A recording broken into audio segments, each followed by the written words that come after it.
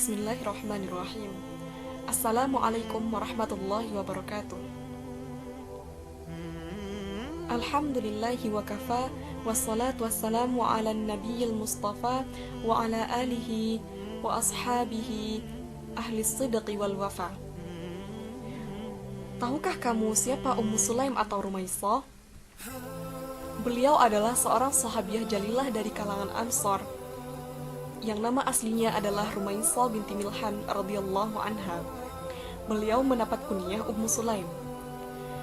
Beliau adalah seorang perempuan mulia yang memiliki berbagai keutamaan dan memiliki garis keturunannya suci dari kabilah Bani Adir bin Najjar. Beliau termasuk kepada golongan orang yang lebih dahulu masuk Islam dan telah memberikan kontribusi yang sangat besar terhadap Islam dan dakwah Rasulullah SAW. Apa saja kemuliaan Ummu Sulaim ini? Kemuliaannya meliputi 1. Pemberian yang paling mulia, yaitu putranya Anas bin Malik.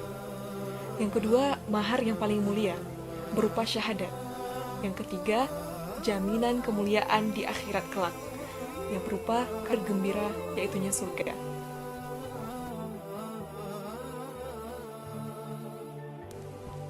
Pemberian paling mulia.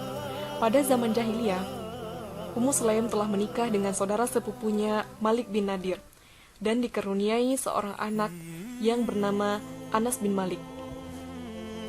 Ummu Sulaim radhiyallahu anha mendidik putranya Anas bin Malik dengan sangat baik. Ummu Sulaim mulai mengajarkan anaknya 2 kalimat syahadat setelah dia menyambut ajaran Islam. Sang anak menirukan apa yang diajarkan ibunya, sehingga Malik marah dan melarangnya. Tak lama kemudian, Malik bin Nadir tewas terbunuh di tangan musuhnya. Ummu Sulaim radhiyallahu anha menjadi single parent. Dia berkata, "Aku tidak akan menyapi Anas sampai dia berhenti menyusu, dan aku tidak akan menikah sampai Anas menyuruhku." Tatkala Anas berusia 10 tahun, Ummu Sulaim menyerahkannya kepada Rasulullah SAW untuk menjadi pelayan dan murid beliau. Beliau berkata, "Wahai Rasulullah, semua laki-laki dan wanita kaum Ansor telah memberi Anda sebuah pemberian, dan aku tak dapat memberi Anda apa-apa selain anakku ini. Terimalah dia dan jadikanlah dia sebagai pembantu Anda." Betapa mulianya pemberian ini dan betapanya beragungnya perempuan mulia ini. Di kemudian hari, Anas menjadi sangat dekat dengan Rasulullah SAW sampai-sampai beliau memanggil Anas dengan sebutan anakku. Anas juga dijuluki sebagai khadim atau pembantu Rasulullah. Dia mampu menyerap banyak ilmu dan meriwayatkan banyak hadis.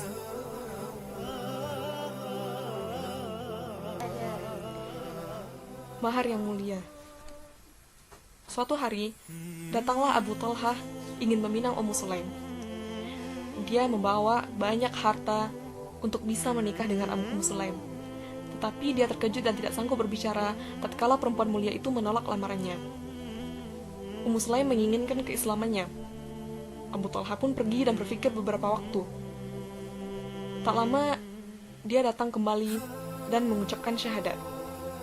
Kemudian Anas menikahkan Abu Talha dengan ibunya.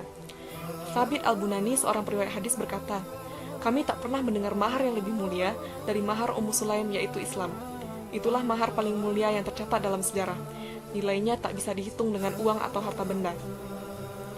Ini berbeda sekali dengan realita yang kita temukan dalam masyarakat kita saat ini, di mana seseorang dengan ridhonya menukar akidahnya ketika ingin menikahi seseorang yang berbeda agama.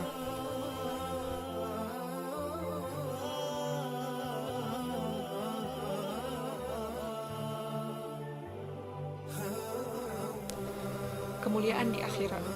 Allah Subhanahu wa Ta'ala Maha mengetahui apa yang ada di hati perempuan yang solihah dan mulia ini, sehingga diberitakanlah kepadanya kabar gembira yang hanya diraih segelintir orang.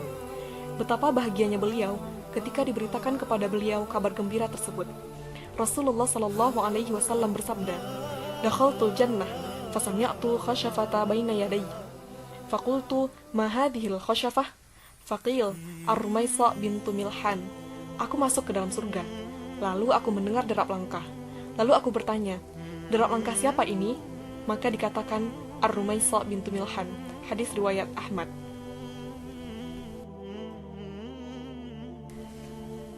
Selain kemuliaan yang telah disebutkan di atas, juga terdapat sifat-sifat mulia di dalam diri Ummu Sulaim.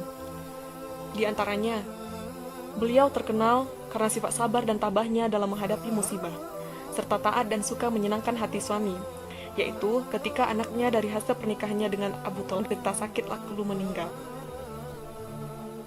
Nah, sebagai calon daiyah di masa depan, pantas bagi kita untuk menjadikan Ummu Sulaim sebagai uswatun hasanah, karena Ummu Sulaim juga terkenal konsisten dalam menyebarkan dakwah dan nilai-nilai keislaman hingga akhir hayatnya.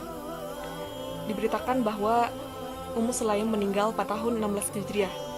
Di riwayat lain disebutkan bahwa beliau wafat sekitar tahun 30 Hijriah. Demikianlah kisah Ummu Sulaim ini. Dari kisah beliau ini kita dapat mengambil berbagai pelajaran. Di antaranya tentang pentingnya penanaman dan pengamalan akhlakul karimah, pentingnya mendidik generasi, istiqomah dalam beragama, serta senantiasa berusaha untuk menjadi insan yang bermanfaat bagi Islam dan dakwah khususnya. Wallahu a'lam bishawab.